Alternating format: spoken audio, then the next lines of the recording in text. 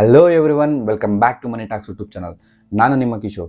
ಮೊದಲನೇ ವಿಡಿಯೋದಲ್ಲಿ ನಾವು ಮನಿ ಮಾರ್ಕೆಟ್ ರಿಲೇಟೆಡ್ ಬೇಸಿಕ್ಸನ್ನು ತಿಳಿಸ್ಕೊಂಡಿದ್ದೀವಿ. ಅಂದರೆ ಮನಿ ಮಾರ್ಕೆಟ್ ಒಳಗಡೆ ಏನಿರುತ್ತೆ, ಯಾವ ಥರ ಇನ್ಸ್ಟ್ರೂಮೆಂಟ್ಸ್ ಇರುತ್ತೆ, ಯಾವ ಥರ ಡೀಲ್ ಮಾಡ್ಬೋದು, ಅದರ ಎಕ್ಸ್ಪೈರಿ ಡೇಟ್ಸ್ ಏನಿರುತ್ತೆ, ಯಾವ ಥರ ಅದು ವರ್ಕ್ ಆಗುತ್ತೆ, ಅದು ಕಂಪ್ಲೀಟ್ ಸ್ಟ್ರಕ್ಚರನ್ನು ನಾವು ಮನಿ ಮಾರ್ಕೆಟ್ ರಿಲೇಟೆಡು ನಾವು ಮೊದಲನೇ ವಿಡಿಯೋ ಮಾಡಿದ್ದೀವಿ.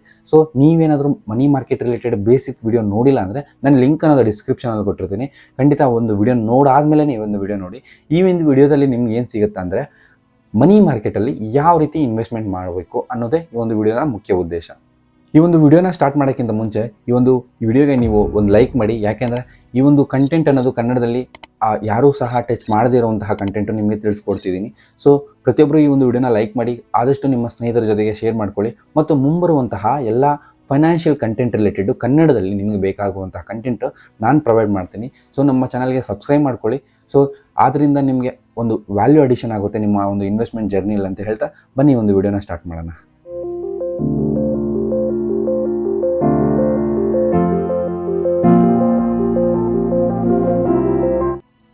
ಈ ಒಂದು ಮನಿ ಮಾರ್ಕೆಟಲ್ಲಿ ನೀವೇನಾದರೂ ಇನ್ವೆಸ್ಟ್ಮೆಂಟ್ ಮಾಡಬೇಕಾದ್ರೆ ನಿಮ್ಮ ಹತ್ರ ಒಂದು ಡಿಮ್ಯಾಟ್ ಅಕೌಂಟ್ ಇದ್ದರೆ ಸಾಕು. ಸೊ ನಾವು ಡೈರೆಕ್ಟಾಗಿ ಇನ್ಸ್ಟಿಟ್ಯೂಷನಲ್ ಟೈಪಲ್ಲಿ ನಾವು ಡೀಲ್ ಮಾಡೋಕ್ಕಾಗಲ್ಲ. ಸೊ ಕೆಲವೊಂದು ಮ್ಯೂಚುವಲ್ ಫಂಡ್ಸ್ ಇದೆ. ಮ್ಯೂಚುವಲ್ ಫಂಡ್ಸ್ ಅಂದರೆ ನಿಮ್ಗೆ ಐಡಿಯಾ ಇದೆ, ನೀವು large cap, mid cap and small cap ಈ ಥರ ಮ್ಯೂಚುವಲ್ ಫಂಡ್ಸ್ ಯಾವ ಥರ ಇದೆಯೋ ಅದೇ ರೀತಿ ಮನಿ ಮಾರ್ಕೆಟ್ ರಿಲೇಟೆಡ್ ಮ್ಯೂಚುವಲ್ ಫಂಡ್ಸು ಸಹ ಇದೆ.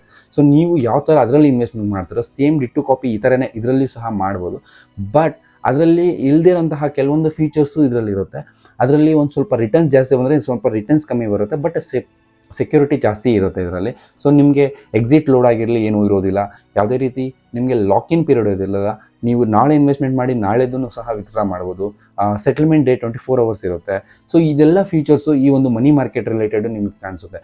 ಸೊ ನಾನು ಇದರಲ್ಲಿ ಇರುವಂತಹ ಬೆಸ್ಟ್ ಮನಿ ಮಾರ್ಕೆಟಲ್ಲಿರುವಂತಹ ದಿ ಬೆಸ್ಟ್ 5 ಫಂಡ್ಸನ್ನು ನಿಮಗೆ ಸಜೆಷನ್ ಮಾಡ್ತೀನಿ. ಸೊ ನೀವು ಅಲ್ಲಿ ಇನ್ವೆಸ್ಟ್ಮೆಂಟನ್ನು ಕನ್ಸಿಡರೇಷನ್ ಮಾಡ್ಬೋದು. ಸೊ ಎಂಥವರು ಈ ಒಂದು ಇನ್ವೆಸ್ಟ್ಮೆಂಟ್ ಕನ್ಸಿಡರೇಷನ್ ಮಾಡಬೇಕು ಅನ್ನೋದು ಸಹ ಇಲ್ಲಿ ತಿಳಿಸ್ಕೊಡ್ತೀನಿ ನೋಡಿ. ಸೊ ನೀವು ಸ್ಟಾಕ್ ಮಾರ್ಕೆಟಲ್ಲಿ ಇನ್ವೆಸ್ಟ್ಮೆಂಟ್ ಮಾಡಿ ಮ್ಯೂಚುವಲ್ ಫಂಡ್ಸಲ್ಲಿ ಇನ್ವೆಸ್ಟ್ಮೆಂಟ್ ಮಾಡ್ತಿದ್ದೀರಾ ಅಂತಂದರೆ ಸೊ ನಿಮಗೆ ಆಲ್ರೆಡಿ ಐಡಿಯಾ ಇರುತ್ತೆ. So better return gain ಮಾಡ್ತಿರ್ತೀರ.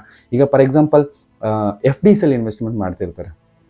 FDಸಲ್ಲಿ investment ಮಾಡೋರು ಯಾವುದೋ ಒಂದು ಸ್ಮಾಲ್ ಫೈನಾನ್ಸ್ ಬ್ಯಾಂಕಲ್ಲಿ ಇನ್ವೆಸ್ಟ್ಮೆಂಟ್ ಮಾಡ್ತಿರ್ತಾರೆ. ಅವ್ರಿಗೆ ಸಮ್ವೇರ್ ಅರೌಂಡ್ 5 lakhsವರೆಗೂ ಇನ್ಶೂರೆನ್ಸ್ ಮಾತ್ರ ಇರುತ್ತೆ. ಅಂದರೆ ಅವರ ಒಂದು ಇನ್ವೆಸ್ಟ್ಮೆಂಟ್ ಮೇಲೆ 5 lakhs ಮಾತ್ರ ಇನ್ಶೂರೆನ್ಸ್ ಇರುತ್ತೆ. ಅವರು ಈ ಒಂದು ಎಬೋವ್ 5 lakhs ಇನ್ವೆಸ್ಟ್ಮೆಂಟ್ ಏನಾದರೂ ಮಾಡ್ತಿದ್ದಾರೆ ಅಂತಂದರೆ ಸೊ ಇವರು ಈ ಒಂದು ಇನ್ವೆಸ್ಟ್ಮೆಂಟ್ ಆಪ್ಷನ್ನ ಕನ್ಸಿಡರೇಷನ್ ಮಾಡ್ಬೋದು. ಯಾಕೆಂದರೆ ಅಲ್ಲಿ ನಿಮಗೆ ಇನ್ಶೂರೆನ್ಸ್ ಅನ್ನೋದು ಬರೀ 5 lakhsಗೆ ಮಾತ್ರ ಇರುತ್ತೆ. ಅದಾದಮೇಲೆ ಏನಾದರೂ ಬ್ಯಾಂಕ್ ಏನೋ ಡಿಫಾಲ್ಟ್ ಆದರೆ ಸೊ ಅದಕ್ಕೆ ಯಾವುದೇ ರೀತಿಯಾದಂತಹ ನಿಮಗೆ ಕ್ಲೈಮ್ ಅನ್ನೋದು ಸಿಗೋದಿಲ್ಲ. ನೀವು FD ಒಂದು 10 lakhs 20 lakhs ಏನಾದರೂ ಆ ಥರ ಏನಾದರೂ ಮಾಡಿದರೆ ಸೊ ಅದು ನಿಮಗೆ ಲಾಸ್ ಆಗೋ ಚಾನ್ಸಸ್ ಇರುತ್ತೆ. ಅದೇ ನೀವು ಈ ಮ್ಯೂಚುವಲ್ ಮನಿ ಮಾರ್ಕೆಟ್ ಫಂಡ್ಸಲ್ಲಿ ಏನಾದರೂ ಇನ್ವೆಸ್ಟ್ಮೆಂಟ್ ಮಾಡಿದ್ರೆ ಆ ರೀತಿಯಾದಂತಹ ಸ್ಕ್ಯಾಮ್ಸ್ ಆಗಿರಲಿ ನಿಮಗೆ ಇಲ್ಲಿ ಪ್ರೊಟೆಕ್ಷನ್ ಇರುತ್ತೆ. ಯಾಕೆಂದರೆ ಇಲ್ಲಿ ಇನ್ವೆಸ್ಟ್ಮೆಂಟ್ ಮಾಡುವಂತಹ ಎಲ್ಲ ಪ್ರಾಡಕ್ಟ್ಸು ಸಹ ಒಂದು ಸ್ವಲ್ಪ ಸೆಕ್ಯೂರ್ಡ್ ಡೆಟ್ಸಲ್ಲಿ ಇನ್ವೆಸ್ಟ್ಮೆಂಟ್ ಮಾಡ್ತಾರೆ. ಸೊ ಇಲ್ಲಿ ನಿಮಗೆ ಸೇಫ್ ಅನ್ನೋದು ತುಂಬಾ ಇರುತ್ತೆ. ಬಟ್ ನಿಮಗೆ ಹೈಯೆಸ್ಟ್ ಅಮೌಂಟ್ ಈಗ 5 lakhs ಎಬೋ ನೀವೇನಾದರೂ ಇನ್ವೆಸ್ಟ್ಮೆಂಟ್ ಮಾಡ್ತಿದ್ರೆ ಈ ಒಂದು ಆಪ್ಷನ್ನ ಕನ್ಸಿಡರೇಷನ್ ಮಾಡಿ. ಬಿಲೋ 5 lakhs ಆದರೆ ನೀವು FDಯಲ್ಲಿ ಇಟ್ಕೊಳ್ಳೋದೇ ಒಳ್ಳೆಯದಾಗಿರುತ್ತೆ. ಸೊ ಈಗ ಮೊದಲನೇ ಫಂಡ್ ಬಂದುಬಿಟ್ಟು Nippon India money market fund ಅಂತ. ಸೊ ಈ ಒಂದು ಫಂಡ್ ಅನ್ನೋದು ಎಂಟೈರ್ ಇಂಡಸ್ಟ್ರಿಯಲ್ಲೇ the best fund. So money market fund ಅಂತ ಏನಂತ ಹೇಳ್ತಿದ್ದೀನಿ ಈ ಒಂದು ನಿಪಾನ್ದು. ಈ ನಿಪಾನ್ ಬರೀ ಈ ಒಂದು ಫಂಡ್ ಎಲ್ಲ ತುಂಬ ಫಂಡ್ಸ್ ಇದೆ. ನಿಮ್ಗೆ ಐಡಿಯಾ ಇರುತ್ತೆ ಮ್ಯೂಚುವಲ್ ಫಂಡ್ಸ್ ಎಲ್ಲರಿಗೆ ಅದೊಂದು ದೊಡ್ಡ AMC ಸಹ. ಸೊ ಈ ಒಂದು AMCಯಲ್ಲಿ ನಿಮಗೆ ಒಳ್ಳೆ ಅಸೆಟ್ ಮ್ಯಾನೇಜರ್ಸ್ ಇದ್ದಾರೆ. ಸೊ ಅವರು ಒಳ್ಳೆ ರೀತಿ ಈ ಒಂದು ಅಸೆಟ್ಸ್ನ ಮ್ಯಾನೇಜ್ ಮಾಡಿ ಒಳ್ಳೆ ರಿಟರ್ನ್ಸ್ನ ಎಂಟೈರ್ AMCಗೆ ಕೊಡ್ತಿದ್ದಾರೆ. ಸೊ ಅದರಲ್ಲಿ ಈ ಒಂದು Nippon India money market fund ಏನಿದೆ ಇದು ಸಹ ಒಳ್ಳೆ ರಿಟರ್ನ್ಸ್ ಅನ್ನೋದು ಜನರೇಟ್ ಮಾಡಿದೆ over A period of long ಟೈಮಲ್ಲಿ. ಸೊ ನಾನು ನಿಮಗೆ ತಿಳಿಸ್ಲಿಕ್ಕೆ ಕೊಟ್ಟಿರೋದೇನೆಂದರೆ ಇಲ್ಲಿ ಎಷ್ಟು ಪರ್ಸೆಂಟೇಜ್ ರಿಟರ್ನ್ಸ್ ಸಿನ್ಸ್ ಇನ್ಸ್ಕ್ರಿಪ್ಷನಿಂದ ಅದ್ರ ಜೊತೆಗೆ 10 years ಜೊತೆಗೆ ಮತ್ತು 1 year ಒಂದು ಆವರೇಜ್ ಕ್ಯಾಟಗಿರಿನ ನೀವು ಕಂಪೇರ್ ಮಾಡ್ಕೋಬೋದು. ನಾನು ನಿಮಗೆ ಈ ರೈಟ್ ಸೈಡಲ್ಲಿ ಅಥವಾ ಲೆಫ್ಟ್ ಸೈಡಲ್ಲಿ ನಿಮಗೆ ಆ ರಿಸಲ್ಟ್ಸನ್ನು ಕೊಟ್ಟಿರ್ತೀನಿ, ಯಾವ ರೀತಿ ರಿಟರ್ನ್ಸನ್ನು ಜನರೇಟ್ ಮಾಡಿದೆ. ಈ ಒಂದು Nippon India money market fund ರಿಸಲ್ಟನ್ನು ನೋಡೋದಾದರೆ ಅಥವಾ ರಿಟರ್ನ್ಸನ್ನು ನಾವು ಕನ್ಸಿಡರೇಷನ್ ಮಾಡೋದಾದರೆ ಈ ಒಂದು ಫಂಡು 1 yearಲ್ಲಿ 7.5% ರಿಟರ್ನ್ ಅನ್ನೋದು ಜನರೇಟ್ ಮಾಡಿದೆ.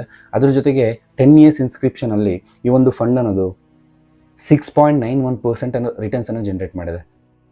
ಹಾಗೂ ಸಿನ್ಸ್ ಇನ್ಸ್ಕ್ರಿಪ್ಷನಿಂದ 7.33% ಅನ್ನೋದು ಈ ಒಂದು ಫಂಡ್ ಅನ್ನೋದು ಜನರೇಟ್ ಮಾಡಿದೆ ರಿಟರ್ನ್ಸ್ ಅನ್ನೋದು ಸಿನ್ಸ್ ಇನ್ಸ್ಕ್ರಿಪ್ಷನಿಂದ. ಅಂದರೆ ಈ ಒಂದು ಫಂಡ್ ಅನ್ನೋದು ಸ್ಟಾರ್ಟ್ ಮಾಡಿದಾಗಿಂದ ಇಷ್ಟೊಂದು ರಿಟರ್ನ್ಸನ್ನು ಜನರೇಟ್ ಮಾಡಿದೆ. ಈ ಒಂದು ಆವರೇಜ್ ಕ್ಯಾಟಗಿರಿ ಮನಿ ಮಾರ್ಕೆಟಲ್ಲಿರುವಂತಹ ಆವರೇಜ್ ಕ್ಯಾಟಗಿರಿ ರಿಸಲ್ಟ್ಸ್ ಅಥವಾ ರಿಟರ್ನ್ಸನ್ನು ನಾವು ಕನ್ಸಿಡರೇಷನ್ ಮಾಡೋದಾದರೆ 6.4% ರಿಟರ್ನ್ಸ್ ಅನ್ನೋದು ಈ ಒಂದು ಇಂಡಸ್ಟ್ರಿಯಲ್ಲಿದೆ. ಇದು one of the best fund. ನೀವೇನಾದರೂ ಇನ್ವೆಸ್ಟ್ಮೆಂಟ್ ಸ್ಟ್ರಾಟಜಿಯಲ್ಲಿ ನೀವೇನಾದರೂ ಈ ಫಂಡಲ್ಲಿ ಇನ್ವೆಸ್ಟ್ಮೆಂಟ್ ಮಾಡ್ತಿದ್ರೆ ಗುಡ್ ಆಪ್ಷನ್ ಅಂತ ನಾನು ಹೇಳ್ತೀನಿ. ಸೊ ಈಗ ಎಲ್ಲ ಒಂದು ರಿಟರ್ನ್ಸನ್ನು ನೋಡಿದ್ವಿ. ಸೊ ಫಂಡ್ AMC ಲೆಗಸಿನೂ ನೋಡಿದ್ವಿ.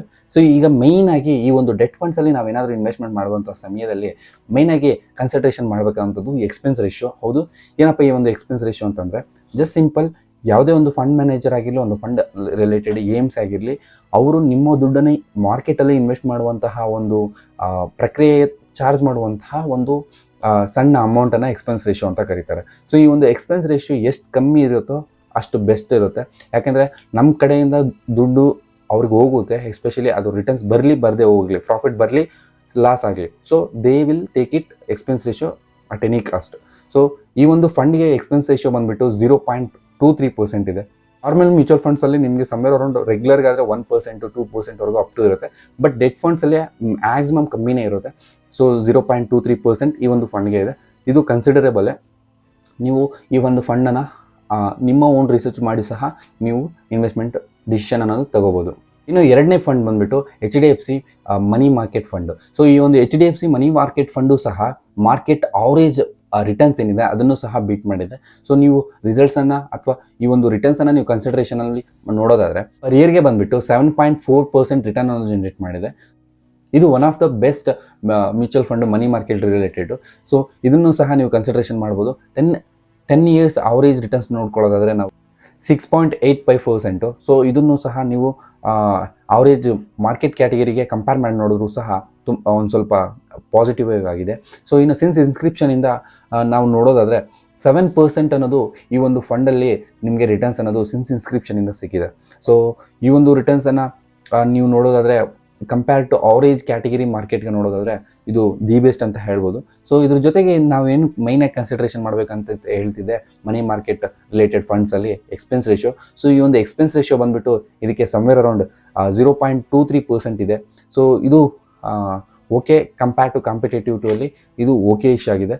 ಸೊ ಇನ್ನೊಂದು ನೆಕ್ಸ್ಟ್ ಫಂಡ್ ಬಂದುಬಿಟ್ಟು Tata money market fund. So ಈ ಒಂದು ಟಾಟಾ ಮನಿ ಮಾರ್ಕೆಟ್ ಫಂಡಲ್ಲೂ ಸಹ ಒಳ್ಳೆ ರಿಟರ್ನ್ಸ್ ಜನರೇಟ್ ಆಗಿದೆ. 1 ಇಯರ್ ನೋಡಿಕೊಂಡ್ರು, 10 ಇಯರ್ಸ್ ನೋಡಿಕೊಂಡ್ರು, and over the period of since inception ನೋಡಿಕೊಂಡ್ರು. ಇದರಲ್ಲಿ ಮೇಯ್ನಾಗಿ ನಾವು ನೋಡಬೇಕಾಗಿರುವಂತಹದ್ದು ಏನು ಅಂತಂದರೆ ಎಕ್ಸ್ಪೆನ್ಸ್ ರೇಷಿಯೋ. ಆ ಎಕ್ಸ್ಪೆನ್ಸ್ ರೇಷಿಯೋ ಈ ಒಂದು ಫಂಡಲ್ಲಿ ಎಸ್ಪೆಷಲಿ 0.15% ಇದೆ. ಸೊ ಈ ಒಂದು ಫಂಡ್ನ main advantage less expense ratio. So ನೀವೇನಾದರೂ ನಾನು ಬ್ರೋಕರ್ಗೆ ಜಾಸ್ತಿ ದುಡ್ಡು ಕೊಡೋದು ಬೇಡ, ಅಥವಾ ಆ ಫಂಡ್ ಮ್ಯಾನೇಜರ್ಗೆ ಆ AMCಗೆ ದುಡ್ಡು ಕೊಡೋದು ಜಾಸ್ತಿ ಬೇಡ ಅಂತ ಆಲೋಚನೆ ಮಾಡ್ತಾರೆ. ಸೊ ಈ ಒಂದು ಫಂಡನ್ನು ಕನ್ಸಿಡರೇಷನ್ ಮಾಡ್ಬೋದು. ನಿಮಗೆ ಈ ಫಂಡಲ್ಲಿ ತುಂಬಾ ಎಕ್ಸ್ಪೆನ್ಸ್ ರೇಷಿಯೋ ಕಮ್ಮಿ ಇದೆ as compared all the funds. ನಾನು 5 ಫಂಡ್ಸಲ್ಲಿ ಸಜೆಷನ್ ಮಾಡ್ತೀನಿ, ಇದು 3ನೇ ಫಂಡು. ಇದರಲ್ಲಿ ಹೈಯೆಸ್ಟ್ ಎಕ್ಸ್ಪೆನ್ಸ್ ರೇಷಿಯೋ ಕಮ್ಮಿ ಇರೋದಂದರೆ ಸೊ ಈ ಒಂದು ಫಂಡನ್ನು ಕನ್ಸಿಡರೇಷನ್ ಮಾಡ್ತಾರೆ. ರಿಟರ್ನ್ಸ್ನ ಕಡೆ ನೋಡೋದಾದ್ರೆ ಈ ಒಂದು ಫಂಡು ಫಸ್ಟ್ ಅಂದರೆ 1 ಇಯರಲ್ಲಿ 7.76% ಅನ್ನೋ ರಿಟರ್ನ್ಸನ್ನು ಜನರೇಟ್ ಮಾಡಿದೆ. It was a very good returns ಅಂತ ಹೇಳ್ತೀನಿ. ಇನ್ನು 10 ಇಯರ್ಸ್ ಆವರೇಜ್ ನೋಡ್ಕೊಳ್ಳೋದಾದರೆ 6.28%. ಇದೊಂದು ಸ್ವಲ್ಪ ಕಮ್ಮಿ ಆಗಿರ್ಬೋದು, ಬಟ್ ಆವರೇಜ್ ಮಾರ್ಕೆಟ್ ಕ್ಯಾಟಗರಿಗೆ ಸಹ ಒಂದು ಸ್ವಲ್ಪ ಮ್ಯಾಚಬಲ್ ಇದೆ. ಸೊ ಪಾಸಿಟಿವ್ ಆಗಿ ನೋಡ್ಬೋದು. ಸಿನ್ಸ್ ಇನ್ಸ್ಕ್ರಿಪ್ಷನಿಂದ 6.64 ರಿಟರ್ನ್ಸ್ ಅನ್ನೋದು ಜನರೇಟ್ ಮಾಡಿದೆ. ಸಿನ್ಸ್ ಇನ್ಸ್ಕ್ರಿಪ್ಷನಿಂದ ಅಂದರೆ ಆ ಒಂದು ಫಂಡ್ ಅನ್ನೋದು ಎಸ್ಟಾಬ್ಲಿಷ್ ಆದಾಗಿಂದ ಈ ಒಂದು ರಿಟರ್ನ್ಸ್ ಅನ್ನು ಜನರೇಟ್ ಮಾಡಿದೆ. ಸೊ ಇದರಲ್ಲಿ ಮೇಯ್ನಾಗಿ ಮೇಜರ್ ಅಡ್ವಾಂಟೇಜ್ ಏನಪ್ಪ ಅಂದರೆ ನಮಗೆ ಈಗ ರೀಸೆಂಟ್ ಡೇಸಲ್ಲಿ ಇದೊಂದು ಚೆನ್ನಾಗಿ ಪರ್ಫಾರ್ಮ್ ಮಾಡ್ತಿದೆ ಟಾಟಾ ಮನಿ ಮಾರ್ಕೆಟ್ ಫಂಡು. ಅದೂ ಅಲ್ಲದೆ ಇದರ ಒಂದು ಎಕ್ಸ್ಪೆನ್ಸ್ ರೇಷಿಯೋ ಅನ್ನೋದು 0.15% ಇರೋದ್ರಿಂದ ಸೊ ತುಂಬಾ ಅಡ್ವಾಂಟೇಜಸ್ ಸಿಗುತ್ತೆ ನಮಗೆ. ಅಲ್ಲಿ ಒಂದು ಸ್ವಲ್ಪ ಹೆಡ್ ಸಿಗುತ್ತೆ. 0.05 to 6% ನಮಗೆ 0.05 to 6% ನಮಗೆ ಹೆಡ್ಜ್ ಸಿಗುತ್ತೆ. ಯಾಕೆ ಅಂದರೆ ಆ ಒಂದು ಮೈನಲ್ ಪಾಯಿಂಟು ಸಹ ಇಂಪಾರ್ಟೆಂಟ್ ಆಗುತ್ತೆ ನಮ್ಮ ಒಂದು ಓವರಾಲ್ ಇಂಪ್ಯಾಕ್ಟ್ ಯಾವ ಥರ ಇರುತ್ತೆ ಅಂದರೆ. ಈಗ ಮನಿ ಅಂಡ್ ಡೆಟ್ ಮಾರ್ಕೆಟ್ಸಲ್ಲಿ ಇನ್ವೆಸ್ಟ್ಮೆಂಟ್ ಮಾಡೋರು ಜಾಸ್ತಿ ಅಮೌಂಟ್ ಇನ್ವೆಸ್ಟ್ಮೆಂಟ್ ಮಾಡ್ತಾರೆ. ಯಾಕೆಂದರೆ ಸ್ಮಾಲ್ ಅಮೌಂಟ್ಸಲ್ಲಿ ಇದರಲ್ಲಿ ಏನು ರಿಟರ್ನ್ಸ್ ಅಷ್ಟೊಂದು ಎಕ್ಸಿಕ್ಯೂಟಿವ್ ಕಾಣಿಸಲ್ಲ. ಸೊ ಯಾರೆಲ್ಲ ಈ ಒಂದು ಮನಿ ಮಾರ್ಕೆಟ್ಸಲ್ಲಿ ಇನ್ವೆಸ್ಟ್ಮೆಂಟ್ ಮಾಡ್ತಾರೆ ಆಲ್ರೆಡಿ ತಿಳಿಸಿದ್ದೀನಿ, ಇನ್ಸ್ಟಿಟ್ಯೂಷನಲ್ ಪ್ಲೇಯರ್ಸು ಅವರು ಇವರು ಅಂತ.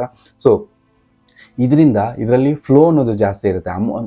ಅಮೌಂಟ್ ಅಂತ ಫಾರ್ ಎಕ್ಸಾಂಪಲ್ ತಗೊಳ್ಳೋದು 100 crores 200 crores ಸಹ ಇನ್ವೆಸ್ಟ್ಮೆಂಟ್ ಮಾಡೋರು ಇದ್ದಾರೆ. ಸೊ ಅದು ಅಲ್ಲದೆ ನಾವು ರಿಟೇಲರ್ಸ್ ಏನಾದರೂ ಇನ್ವೆಸ್ಟ್ಮೆಂಟ್ ಮಾಡ್ತಿದ್ರೆ ಮೋರ್ ದೆನ್ 5 lakhs ಆ ಥರ ಇನ್ವೆಸ್ಟ್ಮೆಂಟನ್ನು ಕನ್ಸಿಡರೇಷನ್ ಮಾಡಿ. ಸೊ ಈ ಒಂದು ಮನಿ ಮಾರ್ಕೆಟ್ ಫಂಡ್ಸಲ್ಲಿ ಮೇಯ್ನಾಗಿ ಅಡ್ವಾಂಟೇಜು ಏನಂದರೆ ಸೆಟಲ್ಮೆಂಟ್ಸು ಈಸಿಯಾಗಿ ಸೆಟಲ್ಮೆಂಟ್ಸ್ ಆಗುತ್ತೆ.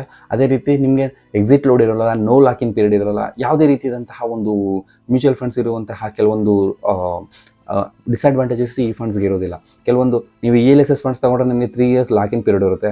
ಮತ್ತು exit load in case normal ಫಂಡ್ಸಲ್ಲಿ 1 year ಒಳಗಡೆ ನೀವೇನಾದರೂ ವಿತ್ಡ್ರಾ ಮಾಡ್ತಾರೆ ಎಕ್ಸಿಟ್ ಲೋಡ್ ಅಂತ ಇರುತ್ತೆ. ಕೆಲವೊಂದು ಫಂಡ್ಸಲ್ಲಿ ಎಕ್ಸ್ಪೆನ್ಸ್ ರೇಷಿಯೋ ತುಂಬ ಜಾಸ್ತಿ ಇರುತ್ತೆ. ಅದೇ ಮನಿ ಮಾರ್ಕೆಟ್ಸಲ್ಲಿ ನಮಗೆ ಎಕ್ಸ್ಪೆನ್ಸ್ ರೇಷಿಯೋನೂ ಕಮ್ಮಿ ಇರುತ್ತೆ. ಸೊ ಇದರಲ್ಲಿ ಏನಂದರೆ ವ್ಯಾಲ್ಯೂಮ್ಸ್ ಅನ್ನೋದು ಜಾಸ್ತಿ ಇರುತ್ತೆ. ಯಾರೆಲ್ಲ ಇನ್ಸ್ಟಿಟ್ಯೂಷನಲ್ ಪ್ಲೇಯರ್ಸ್ ಇದ್ದಾರೋ ಅವರೆಲ್ಲ 100 crores 200 crores ಈ ರೀತಿ ಇನ್ವೆಸ್ಟ್ಮೆಂಟ್ ಮಾಡ್ತಾರೆ. ಸೊ ನಾವು ಸಹ ರಿಟೇಲ್ ಇನ್ವೆಸ್ಟರ್ಸು ನಾವೇನಾದರೂ ಈ ಒಂದು 5 lakhs ಎಫ್ ಡಿ ಮಾಡುವಂತಹ more than 5 lakh F D ಬಿಟ್ಬಿಟ್ಟು ನಾವೇನಾದರೂ ಬೇರೆ ಅಮೌಂಟ್ ಇದ್ದರೆ ಇದರಲ್ಲಿ ಇನ್ವೆಸ್ಟ್ಮೆಂಟ್ ಕನ್ಸಿಡರೇಷನ್ ಮಾಡ್ಬೋದು. ಇದು ಸೇಫ್ ಸೈಡ್, ಇದೊಂದು ಸ್ವಲ್ಪ ಸೇಫ್ ಇದ್ದಂಗೆ. ಡೆಟ್ಟಲ್ಲಿ ಇನ್ವೆಸ್ಟ್ಮೆಂಟ್ ಮಾಡೋದು ತುಂಬಾ ಸೇಫು. ಯಾಕೆಂದರೆ ಮಾರ್ಕೆಟ್ಸು ಯಾವ ಥರ ಫ್ಲಕ್ಚುವೇಟ್ ಆಗುತ್ತೆ ನಿಮಗೂ ಗೊತ್ತೇ ಇರುತ್ತೆ ಆಲ್ರೆಡಿ ಸ್ಟಾಕ್ ಮಾರ್ಕೆಟಲ್ಲಿ ಇದ್ದವರಿಗೆ. 4ನೇ ಮ್ಯೂಚುವಲ್ ಫಂಡ್ ಬಂದುಬಿಟ್ಟು ABSL ಮನಿ ಮ್ಯಾನೇಜರ್ ಫಂಡು. ಈ ಒಂದು ABSL ಮನಿ ಮ್ಯಾನೇಜರ್ ಫಂಡು ಸಹ ಒಳ್ಳೆ ಫಂಡು. ಸೊ ABSL ಏನಪ್ಪ ABSL ಅಂತಿದ್ಯಾ ಅಂತಂತ ಕೇಳಿದ್ರೆ ನಿಮ್ಗೆ ಕೆಲವ್ರಿಗೆ ಐಡಿಯಾ ಇರುತ್ತೆ ABSL ಅಂತಂದರೆ, ಕೆಲವ್ರಿಗೆ ಐಡಿಯಾ ಇಲ್ದಿರೋರಿಗೆ ಹೇಳ್ತಿದ್ದೀನಿ. ABSL ಅಂದರೆ ಆದಿತ್ಯ ಬಿರ್ಲಾ ಸನ್ ಲೈಫ್ ಅಂತ. ಸೊ ಇದು ಒಂದು AMC. ಈ ಒಂದು AMCಲಿ ನಿಮಗೆ ತುಂಬಾ ಫಂಡ್ಸ್ ಇದೆ. As regular funds, normal funds, ಏನಾದ್ರು ಇನ್ನು ಒನ್ ಆಫ್ ದ ಓಲ್ಡೆಸ್ಟ್ ಏಮ್ಸು ಸಹ ಇದು. ಸೊ ಈ ಒಂದು ಫಂಡ್ಸಲ್ಲಿ ಎಸ್ಪೆಷಲಿ ABSL ಫಂಡ್ಸಲ್ಲಿ ಒಂದು ಸ್ವಲ್ಪ ರಿಟರ್ನ್ಸ್ ಅನ್ನೋದು ಸ್ಟೇಬಲ್ಲಾಗಿ ಕನ್ಸಿಸ್ಟ್ಯೂಟಿವ್ ಆಗಿ ಹೋಗ್ತಾ ಇರುತ್ತೆ.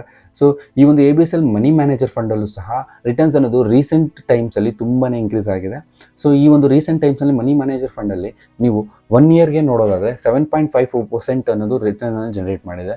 ಸೊ 10 years ಅವರೇಜ್ ನೋಡ್ಕೊಳ್ಳೋದಾದರೆ 7% ರಿಟರ್ನ್ಸ್ ಅನ್ನೋದು ಈ ಒಂದು 10 years ಅವರೇಜಲ್ಲಿ ಈ ಒಂದು ಫಂಡ್ ಅನ್ನೋದು ನಿಮಗೆ ರಿಟರ್ನ್ಸ್ ಅನ್ನೋದು ಕೊಟ್ಟಿದೆ. ಸಿನ್ಸ್ ಇನ್ಸ್ಕ್ರಿಪ್ಷನಿಂದ 0.8% ರಿಟರ್ನ್ಸ್ ಅನ್ನೋದು ಈ ಒಂದು ಫಂಡ್ ಅನ್ನೋದು ಜನರೇಟ್ ಮಾಡಿದೆ.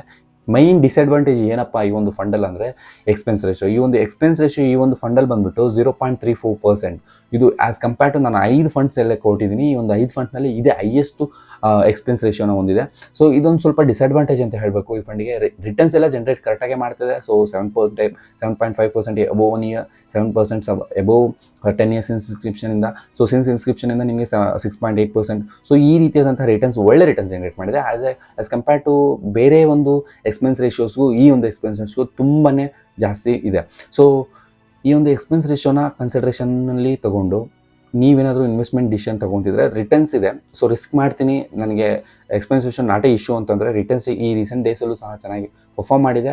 ಸೊ ಲಾಸ್ಟ್ 10 yearsಯಿಂದನೂ ಚೆನ್ನಾಗಿ ಪರ್ಫಾರ್ಮ್ ಮಾಡಿದೆ. 7% returns is not easy. So especially in the money market. So ನೀವು ಈ ಒಂದು ಈ ಒಂದು ಫಂಡನ್ನು ಕನ್ಸಿಡರೇಷನನ್ನು ಮಾಡ್ಬೋದು. ಸೊ ಇನ್ನು ಲಾಸ್ಟ್ ಬಟ್ ನಾಟ್ ಲೀಸ್ಟ್ ಈ ಒಂದು ಫಂಡ್ ಬಂದ್ಬಿಟ್ಟು UTI money market fund. So UTI money market UTI, so unit trust of India.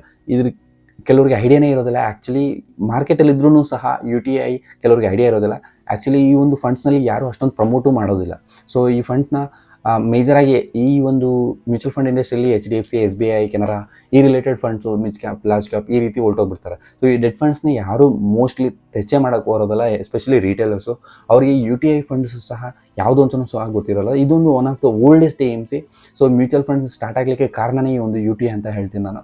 So ಈ ಒಂದು UTI AMC one of the largest AMC once upon a time.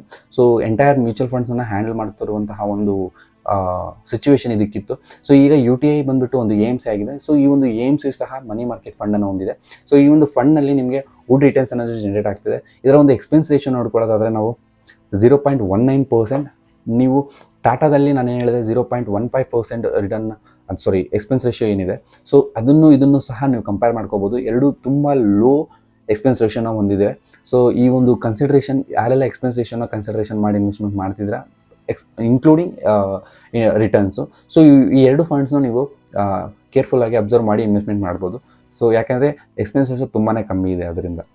So return ಕಡೆಗೆ ಬರೋದಾದರೆ returns ಅನ್ನೋದು 7.5% returns ಅನ್ನೋದು generate ಮಾಡಿದೆ 1 year ಒಳಗಡೆ ಈ ಒಂದು ಫಂಡು. ಸೊ ತುಂಬಾ ಅಮೇಝಿಂಗ್ ರಿಟರ್ನ್ಸ್ ಅಂತ ಹೇಳ್ಬೋದು. ಇಯರ್ಸ್ಗೆ ಇದೊಂದು 6.9% ರಿಟರ್ನ್ಸ್ ಅನ್ನೋದು ಜನರೇಟ್ ಮಾಡಿದೆ. ಸಿನ್ಸ್ ಇನ್ಸ್ಕ್ರಿಪ್ಷನ್ ಕಡೆಯಿಂದ ನೋಡೋದಾದರೆ 7.26%. ಇದು ಎಕ್ಸಲೆಂಟ್ ಅಂತ ಹೇಳ್ಬೋದು.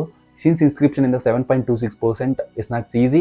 ಇದೇ ಹೈಯೆಸ್ಟ್ ಅಂತ ಹೇಳ್ತೀನಿ ನಾನು. ಸೊ ಈ ಒಂದು ಫಂಡಿಗಲ್ಲಿ ಒಳ್ಳೆ ರಿಟರ್ನ್ಸನ್ನು ಜನರೇಟ್ ಮಾಡಿದೆ. ಎಕ್ಸ್ಪೆನ್ಸ್ ರೇಷಿಯೋನು ಕಮ್ಮಿ ಇದೆ. ನೀವು ಎಕ್ಸ್ಪೆನ್ಸ್ ರೇಷಿಯೋ ರಿಲೇಟೆಡ್ ಏನಾದರೂ ಮಾಡ್ತಿದ್ದೀನಿ ಅಂದರೆ ಟಾಟಾ ಮತ್ತು UTI. ರೀಸೆಂಟ್ ಟ್ರೆಂಡನ್ನು ನೋಡ್ತಿದ್ರೆ ಅಂದರೆ ABSL ನೋಡಿ. ಸೊ ನೀವು ಕನ್ಸಿಸ್ಟೆನ್ಸಿನ ನೋಡ್ತಿದ್ರೆ ಅಂದರೆ ನಿಪಾನ್ ಆ್ಯಂಡ್ HDFC ನೋಡಿ. ಸೊ ಈ ಒಂದು ಫಂಡ್ಸು ತುಂಬಾ ಎಕ್ಸಲೆಂಟಾಗಿ ಪರ್ಫಾರ್ಮ್ ಮಾಡಿದೆ. ನೀವೇನಾದರೂ ಇನ್ವೆಸ್ಟ್ಮೆಂಟ್ ಕನ್ಸಿಡರೇಷನ್ ಮಾಡ್ತಿದ್ರೆ ಅಂದರೆ ಡೆಫಿನೆಟ್ಲಿ ಇದರಲ್ಲಿ ಇನ್ವೆಸ್ಟ್ಮೆಂಟ್ ಮಾಡ್ಬೋದು. ಸೊ ಇದು ಗೈಸ್ ಈ ಒಂದು ವಿಡಿಯೋ ಮನಿ ಮಾರ್ಕೆಟ್ ರಿಲೇಟೆಡ್ ತುಂಬಾ ಸರ್ಚಸ್ ಬರ್ತಿತ್ತು ಯೂಟ್ಯೂಬಲ್ಲಿ. ಸೊ ಅದಕ್ಕೆ ಈ ಒಂದು ವಿಡಿಯೋನ ಕಂಪ್ಲೀಟ್ ಮಾಡಿ ಮುಗಿಸ್ಬಿಡೋಣ. ಸೊ ಕನ್ನಡದಲ್ಲಿ ಎಲ್ಲರಿಗೂ ಹೆಲ್ಪ್ ಆಗಲಿ ಅಂತ ಈ ಒಂದು ವಿಡಿಯೋನ ಮಾಡಿದ್ದೀನಿ. ಸೊ ಈ ಒಂದು ವಿಡಿಯೋನ ನೀವು ಆದಷ್ಟು ಶೇರ್ ಮಾಡಿ ನಿಮ್ಮ ಸ್ನೇಹಿತರ ಜೊತೆಗೆ. ಸೊ ಅದೇ ನನಗೆ ಕೊಡುವಂತಹ ಒಂದು ಲೈಕ್ ಗಿಫ್ಟ್ ಅಂತ ಹೇಳ್ಕೋಬೋದು. ಸೊ ನಮ್ಮ ಯೂಟ್ಯೂಬ್ ಚಾನಲ್ನ ಸಬ್ಸ್ಕ್ರೈಬ್ ಮಾಡ್ಕೊಳ್ಳಿ. ನಿಮಗೆ business related, startups related, mutual funds and stock market related ಕೆಲವೊಂದು ಥಿಂಗ್ಸ್ನ ನಿಮಗೆ ತಿಳಿಸ್ಕೊಡ್ತಾ ಇರ್ತೀನಿ. ಸೊ ಆನ್ ಎವ್ರಿ ಫ್ರೈಡೇ ನಾನು ವಿಡಿಯೋನ ರಿಲೀಸ್ ಮಾಡ್ತಾ ಇರ್ತೀನಿ. ಸೊ ಇನ್ ಕೇಸ್ ಲೇಟ್ ಆದರೆ ಸ್ಯಾಟರ್ಡೇ ಡೆಫಿನೆಟ್ಲಿ ಒಂದು ವಿಡಿಯೋ ವೀಕ್ಲಿ ಒಂದು ಬಂದೇ ಬರುತ್ತೆ. ದಟ್ಟು ಬಿಸ್ನೆಸ್, ಸ್ಟಾರ್ಟಪ್ ಅಥವಾ ಮ್ಯೂಚುವಲ್ ಫಂಡ್ಸ್ ಆ ಸ್ಟಾಕ್ ಮಾರ್ಕೆಟ್ ಇದ್ರ ರಿಲೇಟೆಡ್ ನಿಮಗೆ ಡೆಫಿನೆಟ್ಲಿ ಒಂದು ವಿಡಿಯೋ ವೀಕ್ಲಿ ಬಂದೇ ಬರುತ್ತೆ. ಸೊ ಈ ಒಂದು ವಿಡಿಯೋಗೆ ಲೈಕ್ ಮಾಡಿ ಆದಷ್ಟು, ಯಾಕೆಂದರೆ ಯೂಟ್ಯೂಬ್ ಒಂದು ಸ್ವಲ್ಪ ಪುಷ್ ಮಾಡಲಿ. ಸೊ ಇಷ್ಟೇ ಗಾಯ್ಸ್ ಈ ಒಂದು ವಿಡಿಯೋಕ್ಕೆ. ನೆಕ್ಸ್ಟ್ ವಿಡಿಯೋದಲ್ಲಿ ಸಿಗ್ತೀನಿ. Thank you, take care, bye bye, ಜೈ ಹಿಂದ್.